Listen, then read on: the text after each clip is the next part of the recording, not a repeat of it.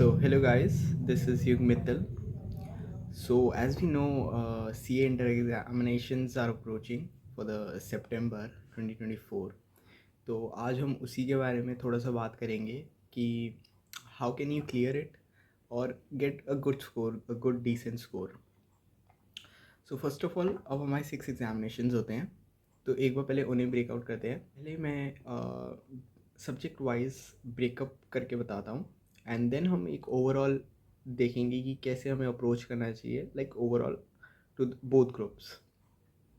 So first of all, the first group, it consist of advance accounts, taxation and corporate law. तो इसके अंदर जो आपका corporate law है वो थियोरेटिकल है, बाकी taxation and the accounting part is practical. Taxation भी कहीं ना कहीं थियोरेटिकल लगता है, but it's a mix of both. Then comes your second group which consist of cost accounting, audit and FMSM. इसके अंदर भी audit is theoretical, FM and SM is again theoretical, but it's quite manageable. तो the balance, दोनों groups काफ़ी balanced है, जिसके अंदर 1.5 subject theoretical है, बाकी आपका प्रैक्टिकल. तो पहली चीज़ जो हमें करनी है वो है MCQs पे कमांड. बिकॉज अब क्योंकि हर एग्ज़ाम में 30 मार्क्स के MCQs आएंगे, तो वहाँ पे एक स्कोरिंग का अपॉर्चुनिटी काफ़ी अच्छी है. तो पहली चीज़, पहला पॉइंट ये है कि जो MCQs हैं वहाँ पे हमें स्कोर करना है. There are plenty of MCQs जो आपको मिल जाएंगे ICF बोस पोर्टल से. वहाँ पे there are multiple MCQs for each subject, each chapter. तो वहाँ पे बहुत मल्टीपल MCQs में, एंड दे आर सफिशेंट. अगर आपके कॉन्सेप्ट पे कॉन्सेप्चुअल क्लैरिटी है एंड आप वो MCQ करते हैं, इट्स मोर देन सफिशेंट. तो फर्स्ट चीज़, जो MCQs हैं, चाहे थियोरेटिकल हो चाहे प्रैक्टिकल हो, ये दोनों चीज़ों के लिए MCQs are a must. Now second point is for the practical subjects. Practical subject वैसे ये तो दोनों के लिए ही है, लेकिन इस चीज़ के अंदर क्या है, आपकी ICI स्टडी मैट, आपने किसी टीचर से क्लास ली है, उनकी खुद की बुक्स हैं, very good, well done. But अपना ICI स्टडी मैट करके जाना है. It's like the Holi book, it's like the Bible. तो ICI स्टडी मैट तो 100% आपका होना चाहिए. बाकी बुक्स एडिशनल है, तो बाकी बुक्स अगर करनी है additionally, you can go for it. But ICS study mat should be your first priority. Each and every question practically, मतलब जो प्रैक्टिकल क्वेश्चन होते हैं वो each and every question should be solve by you. वो बहुत मस्त है. और थ्योरेटिकल पार्ट में जो ICS स्टडी मैट में जो लैंग्वेज होती है वो देख के जाना बहुत इम्पोर्टेंट है, कि वो लैंग्वेज कैसे फ्रेम हुई है. ICI किसी भी आंसर को कैसे अप्रोच करता है, वो कैसे स्टार्ट करता है आंसर को, कैसे कंक्लूड करता है, कैसे सेक्शन को आंसर के साथ मर्ज करता है, वो समझना बहुत मुश्किल मुश्किल नहीं, मतलब कि बहुत ज़रूरी है अगर आपको स्कोर करना है अच्छा. बिकॉज जो आपकी चेकिंग होगी और जो आपको मार्क्स मिलेंगे वो सजेस्टेड के उस पर मिलते हैं. तो ICI से जितना आप क्लोज जा सकते हैं, इट्स वेरी इंपॉर्टेंट. तो ये बहुत इंपॉर्टेंट पॉइंट है. सेकेंड पॉइंट कि study mat should be your focus. Third point is recall. अब क्योंकि इतने सारे सेक्शंस है टैक्स में, जो सारे याद होना इट्स वेरी डिफ़िकल्ट. लॉ में सेक्शन है, लॉ के सेक्शन तो इतने इंपॉर्टेंट नहीं होते याद करने, बट टैक्स में है, बहुत सारी लिमिट्स होती है, डिडक्शंस होती हैं, तो रिकॉल करना बहुत ज़रूरी है.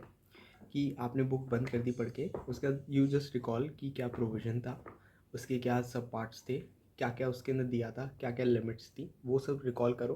क्योंकि अब अगर आप अभी रिकॉल कर पाओगे, पहली चीज़ तो वो याद हो जाएगा, वो मेमोराइज हो जाएगा रिकॉल करने से.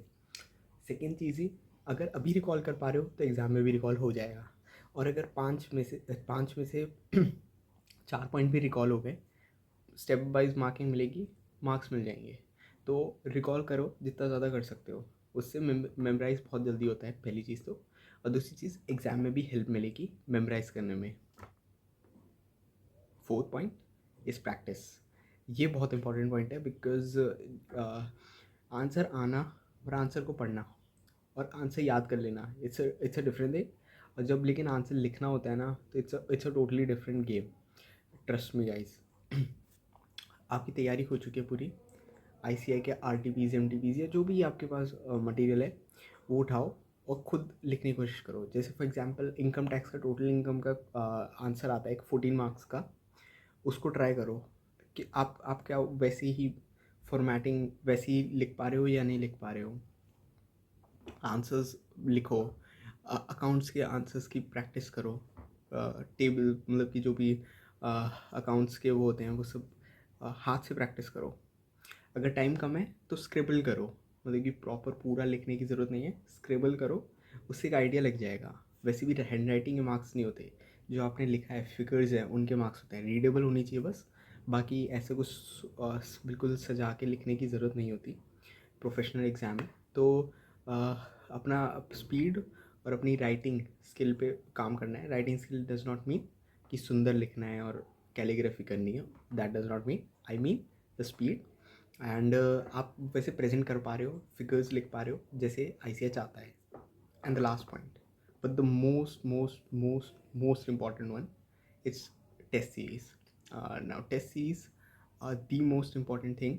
और टेस्ट सीरीज़ का ये मतलब नहीं है कि आप किसी इंस्टीट्यूट से ही ले रहे हो, प्रॉपर बैठ के लिख रहे हो, मतलब कि वैसे कहते हैं कि वैसे ही करना चाहिए, बट आई से कि it matters, what matters is how discipline you are. If you are discipline enough, बहुत सारे RTPs MTPs sorry not leave RTPs MTPs आपको मिल जाएंगी, या फिर जहाँ से आपने कोचिंग लिया वो टेस्ट करवाते हैं तो बहुत अच्छी चीज़ है, उनकी टेस्ट करो। और द थिंग इज़, आप उस एक टाइम लगाओ, उस टेस्ट को करो। नहीं 30 मार्क्स आते, 25 मार्क्स आते, कोई दिक्कत नहीं है, एक भी क्वेश्चन नहीं कर पाते कोई दिक्कत नहीं है, बट चीटिंग नहीं करना उस टेस्ट में। और कोशिश करो कि जैसे 2 बजे पेपर होता है तो आप भी 2 से 5 पेपर करने की कोशिश करो, ताकि एक आपकी जो हमारी बॉडी साइकिल होती है वो सेट हो जाए। तो और दूसरी चीज़, टेस्ट सीरीज़ देना बहुत ज़रूरी है। टेस्ट सीरीज़ मतलब कि चलो आपने 2-3 कंप्लीट टेस्ट दे दिए जैसे इंस्टीट्यूट्स के साथ, वो ठीक है, वो 2-3 टेस्ट हो गए, बाकी आपको खुद से RTPs MTPs ज़्यादा से ज़्यादा करने हैं, खुद से करो और खुद से इवैल्यूएट करो। पुराने साल के पेपर्स ले लो, टैक्स में थोड़ी सी दिक्कत होगी पुराने साल के पेपर में, बट बाकी में तो ले सकते हो। बाकी में पुराने साल के पेपर लो, करो पूरा पेपर, सजेस्टेड से खुद चेक करो। अब खुद चेक करने से पता है क्या होगा, आपको खुद गलतियाँ पता लगेंगी। जब आप टेस्ट सीरीज़ किसी इंस्टीट्यूट के साथ करते हो ना, तो वहाँ से मार्क होके आ जाता है कि ये गलती थी, इतने मार्क्स आपके कट गए। लेकिन जब आप खुद करोगे ना तो आपको खुद दिख जाएगा कि यार ये गलती थी और ये इसका सोल्यूशन है। वो ज़्यादा बेनिफिशियल होता है एज़ कम्पेयर टू बाहर से इंस्टीट्यूट से कहीं से टेस्ट सीरीज़ लेना, जो मुझे फील होता है। Maybe every child is different, so हो सकता है किसी और के में कुछ और केस होता हो, बट मेरे में ये होता है, जब मैं खुद करता हूँ और खुद चेक करता हूँ तो मुझे पता लग जाता है कि गलती थी जो अगली बार नहीं करनी है। और टेस्ट सीरीज इज़ मस्ट। अगर आपकी राइटिंग प्रैक्टिस नहीं है, आप 3 आवर्स में नहीं कर पा रहे हो, तो it's a big red flag जिस पे आपको काम करना है। तो ये कुछ चीज़ें थी। Last but most important, be confident. See it's just a paper, don't let it get into your head. तो be confident, be calmly paper देना है। ऑलवेज रिमेंबर, जितना किया था बहुत किया था, अब उसको उतारने का टाइम आ गया है। 100 में से अगर आपकी 80% प्रिपरेशन थी और 60% आप उतार पाते हो, you are all through, you are getting exemption I should से।